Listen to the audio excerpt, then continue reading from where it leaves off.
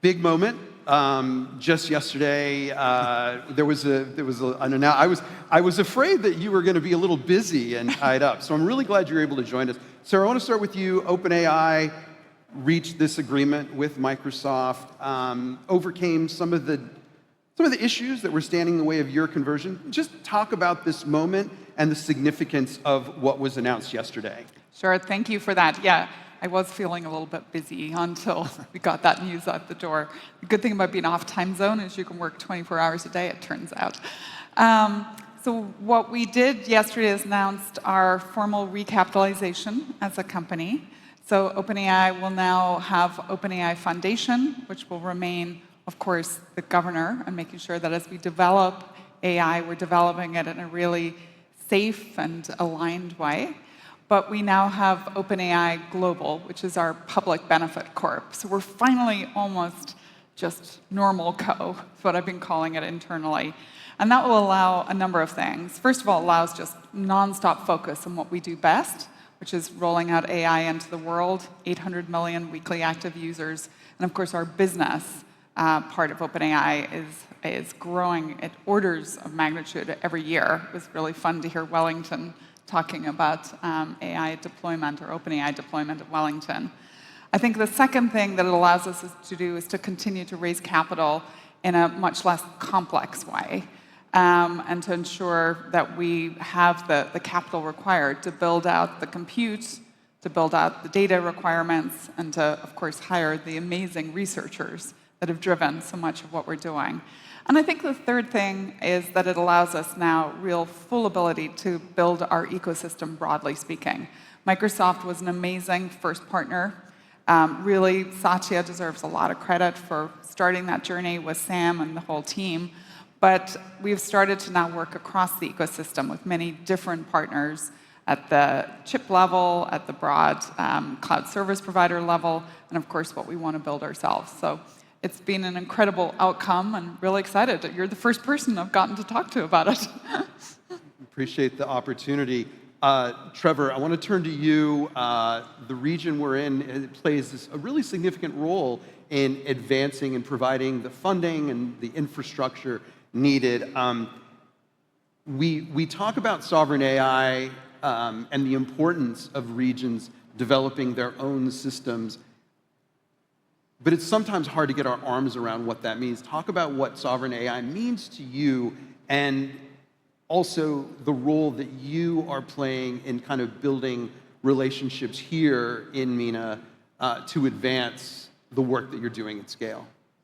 Great. I would say maybe to start out, it's such an exciting time, it's such an exciting region, and I think, outside of the US and China right now, I think this is probably where you're seeing the fastest and the most impactful adoption of AI applications anywhere in the world. And so it's an incredible opportunity to sort of grow with the ambition of the region, and that's something that we're really excited about, and are growing the team as fast as we can in the region to do just that work. I think we're a data company, so we sort of see every problem through the lens of data. And so when I think about sovereign AI, it really does always start with the data. And often, these magical, incredible models that are changing the world so rapidly, they do sometimes meet their limits when they're deployed in an environment that maybe has less, in this case, Arabic data or kind of specific data to the region. And so for us, it's really about building solutions that work practically in a place like Saudi Arabia. That's sort of our definition of sovereign AI, is something that actually works here for the long haul. And so a lot of the work that we do is both creation of data to support the labs, but now it's really building applications that drive meaningful impact and are tailored for, in this case, Saudi Arabia, the broader GCC, other governments or enterprises as well. Jonathan, you're deployed around the world in service of your creation of an alternative semiconductor. You recently talked about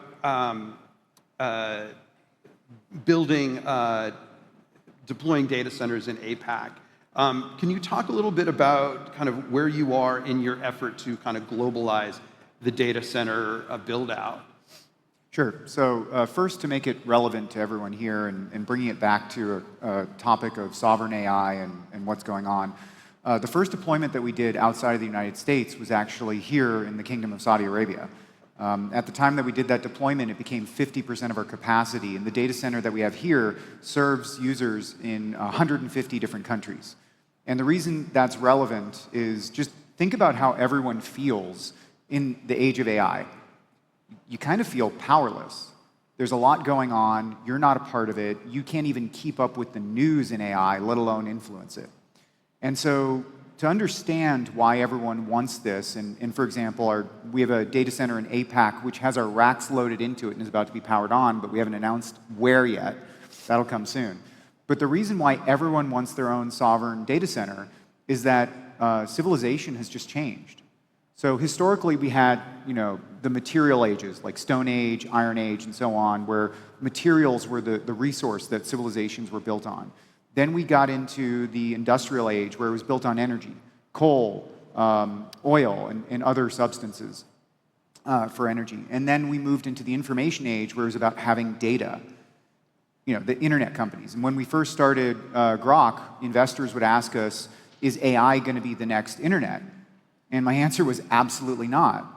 The internet is an information age technology, right? Telephones are about taking data and copying it to other people. The internet is about taking data and copying it to people. Bigger in scale, but same in concept to the printing press. AI doesn't copy. It creates something new. And just like we've had these 3 previous resources, we now have compute.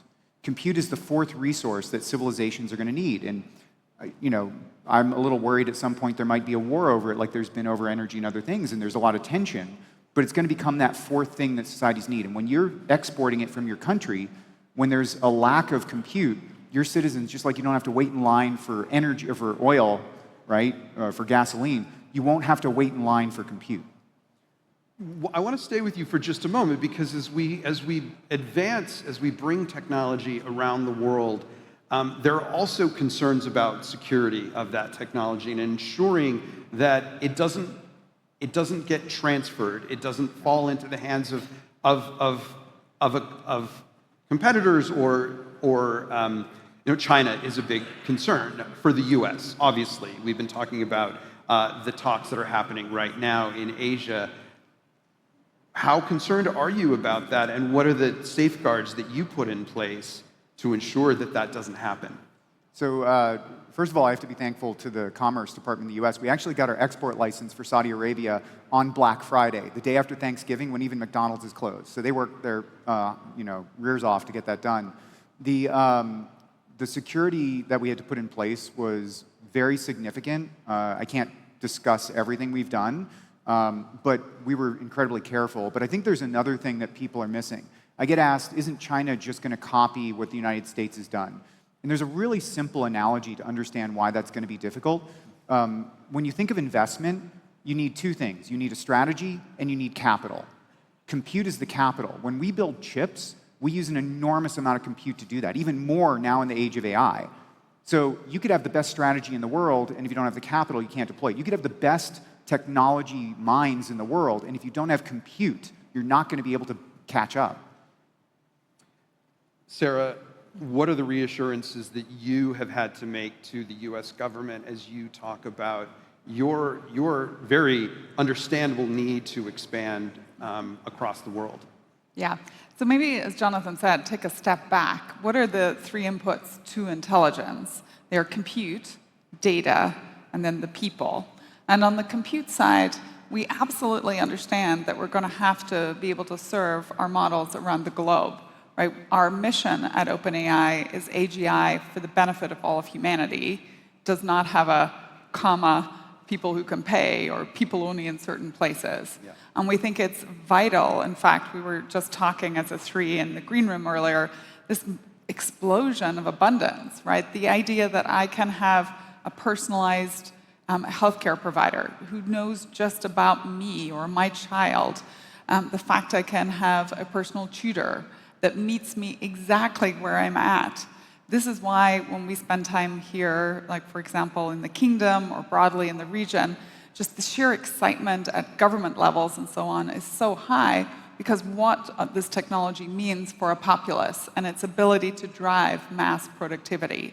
So we want to make sure that that message is carried and that governments see that this is a technology they need to be embracing. So first and foremost, that's a strong message for us.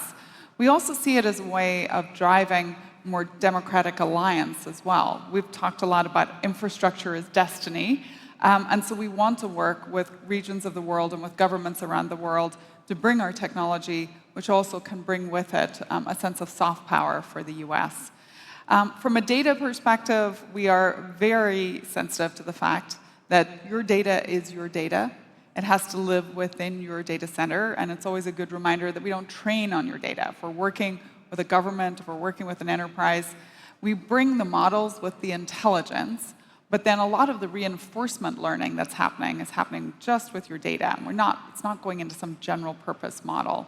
And then I think the final place where we're having a lot of success in talking to governments, and it is a message that resonates within the US, but a message that resonates around the globe, is how do we embrace, from an education standpoint, bringing along children, bringing along young adults, bringing along whole populaces into what is a new world.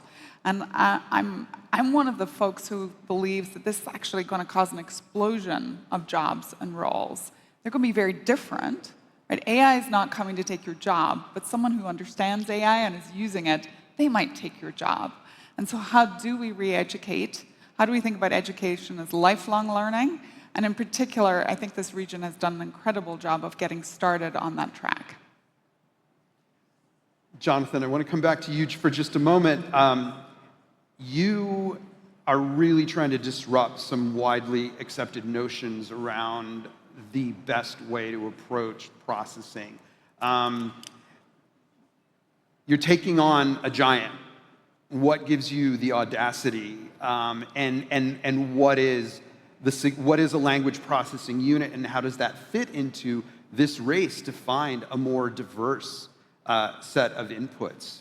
So I think that was a polite way to ask, why in the world are we competing with NVIDIA? So we're not. Competition is a waste of money. Competition fundamentally means that you are taking something that someone else is doing and you're trying to copy it. You're wasting R&D dollars doing the exact same thing they've done. What you should be doing is you should be differentiating. You should be doing things that haven't yet been done. So the problem that we tackled when we started Groq was not just about building something that produced compute, but produced compute fast. So I love ChatGPT. It's amazing. I do research with it, but I have two problems with it. One, when I do deep research, I ask a question and I come back 10 minutes later. That's 10 minutes where I can't be asking subsequent questions, refining it. That slows me down. It's frustrating.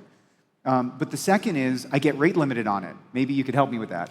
But there's a limited amount of compute in the world. And unit economics equals capacity.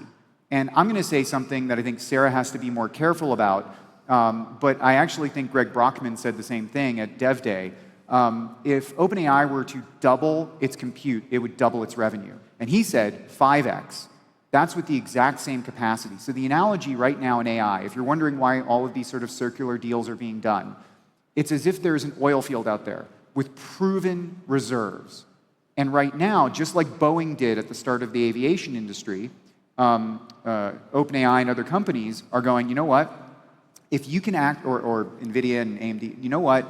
If I give you money for CapEx, you can turn that into a revenue stream that's greater than the cost, and you can pay for it. So I'm going to do these deals with you so you can unlock that compute reserve. And so for us, and what we've done, we have an orthogonal supply chain. NVIDIA is going to do about 5.5 million GPUs this year. Our supply chain would allow up to 3.5 million LPUs per month. We don't use HBM, we don't use CoWoS. These are the things that limit the building of chips. Also, rather than waiting from 2 years when you put in an order to get the first GPUs off the line, it's 6 months for us. So we can adapt more quickly because everyone keeps underestimating the amount of compute needed. And all of that required a completely different technological approach than anything that's ever been done before. Thank you. Trevor, I want to come to you and talk about Scale AI and help us. So you've been there about a year. In that time, it's gone through some pretty significant changes. Yeah. including the purchase of a minority stake by Meta, the hiring away of the initial leadership, loss of one big customer as a result of that. Help us understand what are some of the misconceptions about what scale AI is that you, as someone who's advancing their global expansion, have to overcome. Yeah, thanks for the question. It's perhaps a little less complex than what OpenAI just sorted. But yes, it was. So Meta made an investment in Scale for 49% of the company at a valuation of just under $30 billion.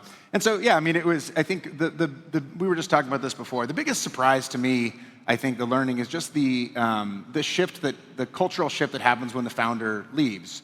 And so I think, like, as a company, we've gone through the emotions of kind of changing who's at the helm. But I really couldn't be more excited about the future that we have now. And that is, Jason Droge's now the CEO of Scale. We've got more than $1 billion of cash in the bank, and we have a very clear, I think, trajectory on where the business is going. And so there's really, I think, the first misconception maybe is that Scale just does data, just sells data to the labs, which has been our historical business. Labeling, annotation. Exactly, labeling human data, essentially, to all the major labs. And that's been a big part of our growth as LLMs have exploded.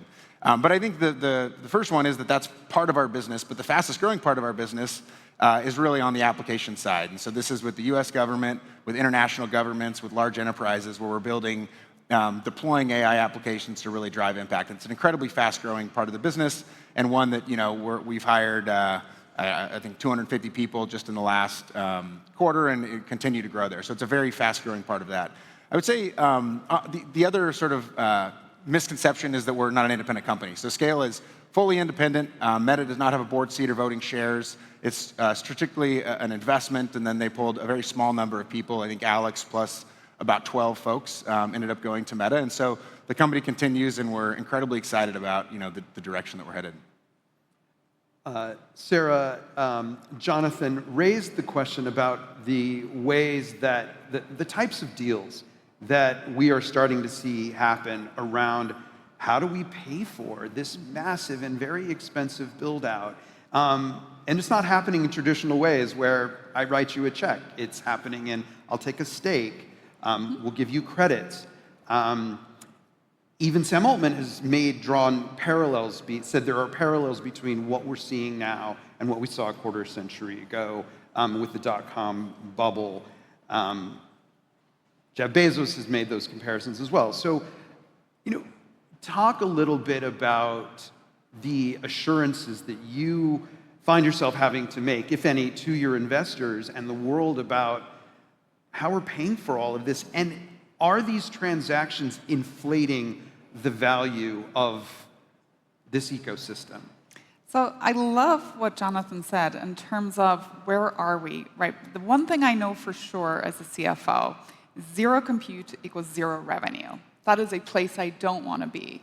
And where we are today is we are massively compute constrained. So Jonathan is correct. His deep research report does take 14 to 16 minutes, and it could go a hell of a lot faster if we had more compute. Now, we're also trying to teach people that intelligence is something that's doesn't have to be just call and response. It's a very different technology, so there's a little bit also of training. In the same way, if you gave your analyst a job to do, you don't stand and watch them do it. And if they come back an hour later or a day later, you're probably a little indifferent as long as the job gets done. So two kind of lines of thought going down there, but massively short compute. And in a world where we see intelligence just beginning to take off, like for me, I feel it's akin to when you laid the railroad tracks or first put up electricity poles, when electricity came to you on wires into your home. You've turned on the switch and you've got light. But imagine if you stopped there. Right? That was the deployment of electricity. We've all got some lights. Right? You don't have TV, you don't have a vacuum cleaner, you don't have a hair curler, you don't have a stovetop. Right? You just said, oh, electricity is just for the lights. That's kind of how we're thinking about AI at the moment. It's just for this one thing, as opposed to intelligence being deeply embedded in everything that we do. And so just imagine how much more electricity we needed, and today just how much more compute that we needed. So how do we unlock that? Because of course, as a CFO, the best way to pay for anything is free cash flow.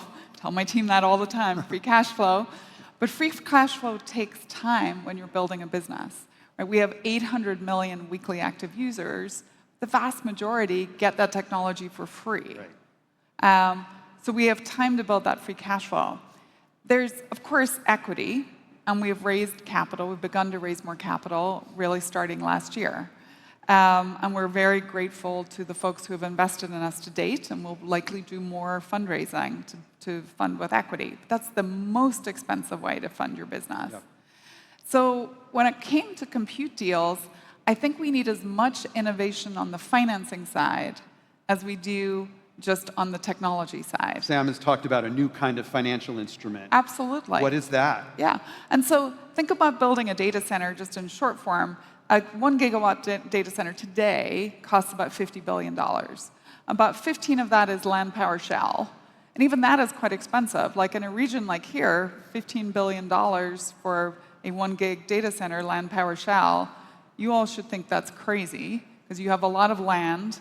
You have a much faster way to regulate and to permit and all of the stuff that just adds to the bill. But the really hard bit to finance has been the chips. So today, about $35 billion of that $50 billion is in the chip. Now, of course, we've got amazing chip providers. AMD is a great example. Groq is a great example that are starting to say, OK, we can do this chip provisioning cheaper, better, faster. And so I think that will be a healthy next move for the whole ecosystem. But in order to just get the flywheel started, that's why you've seen us do, for example, the warrant deal with AMD, where we recognize that in that moment where we say, OK, we're going to start to use AMD in a bigger way, quite excited about what Lisa and team are bringing with MI 450s, 455s, for example, that's likely to have a very positive impact on their stock appreciation. And since that's going to be driven a lot by OpenAI saying, OK, that's a next mode of getting compute for us, we wanted to have a part of that. So the warrant was a really good way to align incentives on both sides. And I'm really proud of that deal. And beyond that, I think the ecosystem recognizes that the only way we all rise is if we're all doing this together. So I think it's going to happen at a government level, at a sovereign level. It's going to happen at up and down the whole stack. And then at an OpenAI level, as we grow, we'll clearly be reinvesting back into the ecosystem too. So it's akin to the Apollo project, I think is what Sam has said previously, and I totally agree.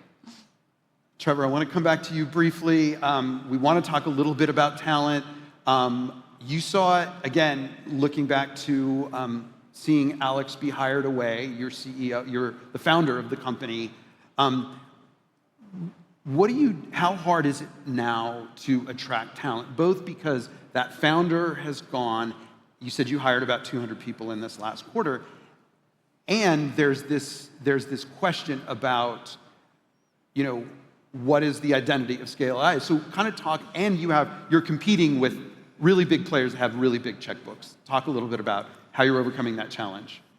I sort of agree with Jonathan on the competition side. I mean, the market there is so much opportunity right now that I don't think we're feeling the constraints of competition. It's really about how quickly can we deliver high quality solutions. And so that's an exciting place to be. And in many ways, I think us and other companies are constrained by talent. How fast can you find incredible talent? I think there's a couple things to call out. The way that solutions are being deployed today, and we've all seen that MIT, 95% of these things don't end up landing, or whatever that number actually is. What we know is that it requires people on the ground who are working alongside these institutions, because the things that slow growth often are, often they're cultural, often it's sort of education and people understanding how to use these tools. Often it's data. We call it sort of data schlep. It's all the little unsexy stuff that you have to do to get these things into production and to be very effective. To do that, you need very talented people who are very technical, who have built these things previously. And so I think that's one principle. The other one is, in order to do that at scale and to meet the demand that we're seeing, you've really got to have a distributed trust and distributed autonomy for a lot of these folks. And so to do that, to build a system and a team that allows quick action for people that are closest to the information, it requires a really high bar for talent. And so to wrap up, I think there's really three things that we see that work to sell. People want a mission that they believe in, and I think fortunately it's a fairly easy mission to sell at this point, of just essentially transforming governments and enterprises for the positive. I think the second is hard technical challenges. People, we certainly have those, but they want to work on fine-tuning a lot of these problem sets to get them into production, and that is, this is a very hard problem. And then I think it's being, growth. And so if we can build a system, it's something that we think a lot about of recruiting people that have a path to real expertise growth. Trevor, thanks a lot. Jonathan, Sarah, really appreciate this conversation. I'm afraid we've run out of time. Thank you all for being with us today. Appreciate it.